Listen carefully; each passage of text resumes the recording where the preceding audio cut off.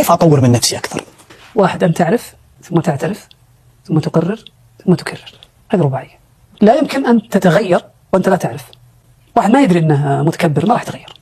واحد ما يدري أنه يطول كثير في التليفون، ولأنه لا يعلم الغيب، ولأنك أنت ما علمتني أنا سأظل أطول إذا دقيت عليك. أنا أقاطع كثيرا، لأني ما أعرف أني أقاطع كثيرا، ما أحد قال لي، فأنا لن أتغير. فلا بد أن أعرف. طيب كيف يعرف الإنسان؟ يستنصح الناس. انصحني يا فلان. انصحني، يستنصح الناس، من جايك ترى. المؤمن مرآة أخي. المرآة ما تجيك أنت تروح لها. جميل. أنت تروح لها تسوي، هي ما تجيك.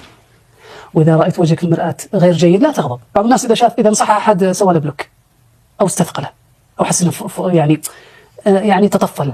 لا، العاقل لا يكسر ساعة المنبه لأنها أيقظته، لا يكسرها، هذا شغله. بعض الناس كذا، هو الله يرسل لك هدية، وبعضهم هدية لأن أسلوبه زين ويعطيك محتوى أو يعطيك ملاحظة زينة، وأحيانا الملاحظة زينة وأسلوبه شين، اقبله مثل الدواء.